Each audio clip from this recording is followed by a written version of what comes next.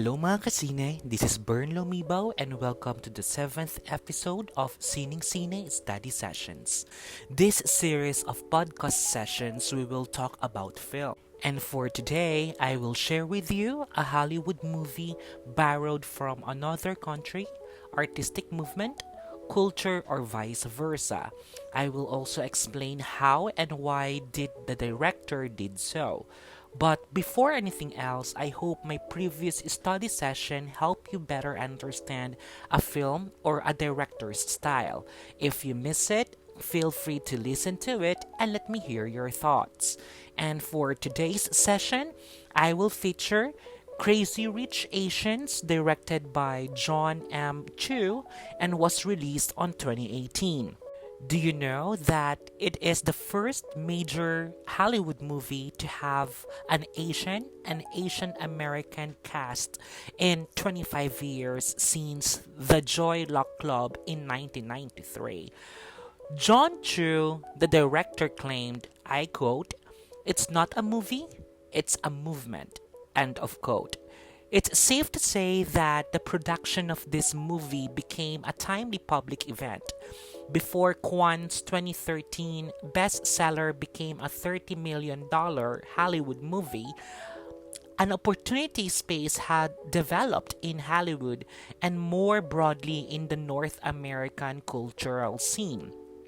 An opportunity for Asian American representation in Hollywood and beyond was created by two social cultural trends that were occurring at the same time: the rapid rise of Asia and particularly China as a new economic superpower since the turn of the millennium, and the more recent anti-whitewashing movement which started in Hollywood and later became a widely recognized movement on the internet. Both a yearning to see the new other and a frustrated need to be seen were brought on by these social cultural changes. Now, let's talk about a couple of scenes on how the director achieved his objective on this film. Of course, the first scene that set the mood for the entire movie. It opens with an all-white British hotel staff telling Eleanor to go to Chinatown and treating her like a trash. The inference is that these individuals could not fathom an Asian family being wealthy or superior to them socially. Eleanor's wealth serves as an equalizer, and the first scene depicts her fantasized act of retaliation, in which she turns the table on some awful characters. These scenes also give perception on how she wields wealth like a weapon against enemies and intruders. In addition to the financial disparities between the characters, Crazy Rich Asians does a remarkable job on capturing the struggles of being a first generation American. Beyond its name, the film is also about integration, immigration, and how the struggle of Rachel's mother to immigrate to America in order to provide a better life for her kid. It is not a groundbreaking insight into how passionate love succeeds, just a shallow display of money. Eleanor's acceptance of and understanding of Rachel's family experience, as well as Rachel's educating Eleanor about her family's experience, constitute the true romance in the film.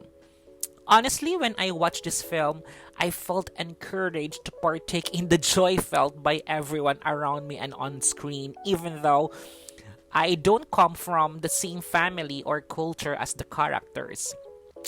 It is now obvious that the Crazy Rich Asians production team deliberately used social cultural trends to make the movie making process into a symbol of diversity representation. They aggressively supported the call for Asian American representation made in the anti-whitewashing movement by capitalizing on the growing public interest in Asia's rise. However, this movie's participation seemed premeditated. In fact, it used the socially progressive campaign as its main source of symbolic validity. Because of this, it is intriguing but not surprising that this movie's symbolic significance of diversity representation had already been self declared before it was even shot. Crazy Rich Asians would not have achieved such rapid recognition as a model of diversity representation if it had not been for the production team's intentional orchestration of placing the development of this movie amid these emerging cultural trends. Well, that's all for me today. I hope you learned something from me today. And of course, I'll be sharing more of this on our next study session.